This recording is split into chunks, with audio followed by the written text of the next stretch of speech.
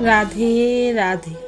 আজ আমরা শুনব কোনো যুদ্ধের কথা নয়, কোনো অলৌকিক শক্তির কথা নয়, কোনো পাহাড় তোলার গল্প নয়। একটা ছোট্ট শিশুর প্রথম হাসি, আর সেই শিশুটির নাম কৃষ্ণ। গোকুলে তখন একদম সাধারণ সকাল। সূর্য ধীরে ধীরে উঠছে, নরম আলো এসে পড়েছে নন্দভবনের উঠোনে। তুলসীর পাতায় শিশির, দূরে গরুর ঘণ্টার মৃদু শব্দ, চারপাশে শান্তি। এই শান্ত সকালেই লুকিয়েছিল একটা বড় মুহূর্ত। যশোদা মা উঠোনে বসে আছেন, কোলের মধ্যে ছোট কৃষ্ণ। চোখ দুটো বড় বড়, চাহনি গভীর, কিন্তু ঠোঁটে কোনো হাসি নেই।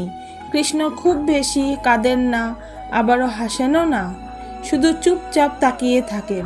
যশোদা মা বারবার ছেলের মুখের দিকে তাকান। মায়ের বুকের ভেতর একটা অজানা চিন্তা। যশোদা মা হালকা করে আঙ্গুল নাড়েন, মুখের সামনে মুখ এনে বলেন, কানাই একটু হাসবি না? কৃষ্ণ তাকান, নীরব, যেন সব বুঝছেন কিন্তু কিছু বলছেন না। মা আবার ছেলের মাথায় হাত বুলিয়ে দেন, কিছু হয়েছে নাকি মা? মা তো মাই, হাসি না দেখলে মন শান্ত হয় না। নন্দ বাবা এসে দাঁড়ান, হালকা হেসে বলেন, এই কানাই, বাবাকে দেখে হাসবি না?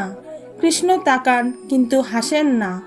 এক এক করে গোপিনীরা আসেন, কেউ ঝুমঝুমি বাজান, কেউ গান গাইতে শুরু করেন, কেউ নাচেন। উঠোন ভরে যায় শব্দ আর হাসিতে, কিন্তু কৃষ্ণ শুধু দেখেন, হাসি নেই। এক সময় সবাই চুপ করে যান, নন্দভবনে নেমে আসে নীরবতা। হঠাৎ করে নন্দ বাবার লাঠিটা দেওয়াল থেকে পড়ে যায়, ঠক, একটা হালকা শব্দ। সবাই চমকে ওঠে, কৃষ্ণ। তার চোখ বড় হয়ে যায়, ভুরু কুঁচকে যায়। এই প্রথম তিনি একটু ভয় পান।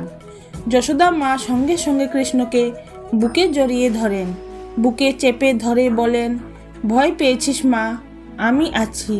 এই কথাটা, এই বুকে নেওয়াটাই সব কিছু বদলে দেয়। কৃষ্ণের শরীর ধীরে ধীরে শান্ত হয়। যশোদা মায়ের বুকে কৃষ্ণ একটু নড়ে ওঠেন, তার ঠোঁট হালকা কাঁপে, চোখে একটা নতুন আলো।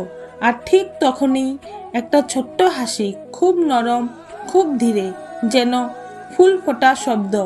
যশোদা মা থমকে যান, কানাই। কৃষ্ণ আবার হাসেন, এইবার একটু বড় করে।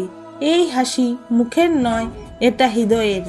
যশোদা মায়ের চোখ দিয়ে জল গড়িয়ে পড়ে। এই কান্না দুঃখের নয়, এই কান্না অসীম স্বস্তির। নন্দ বাবার গলা কেঁপে উঠে, গোপিনীরা চোখ মুছেন। এই একটা হাসি যেন পুরো গোকুলকে হালকা করে দেয়। রাতে যশোদা মা কৃষ্ণকে শুইয়ে দিচ্ছেন। ঘুমের আগে কৃষ্ণ চোখ খুলে তাকান, হালকা হাসি। যশোদা মা ফিসফিস করে বলেন, হাসিস মা? তোর হাসিতেই আমার সব শক্তি। কৃষ্ণ ঘুমিয়ে পড়েন, হাসিটা থেকে যায়।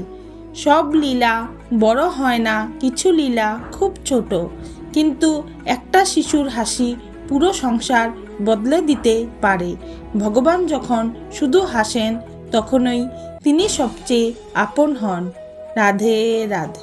প্রিয় ভক্তগণ, আপনাদের যদি এই কাহিনী ভালো লেগে থাকে তাহলে অবশ্যই লাইক করুন এবং কমেন্টে লিখুন রাধে রাধে। এবং এমন আরও ভক্তিমূলক গল্প পেতে আমার চ্যানেলটি সাবস্ক্রাইব করুন।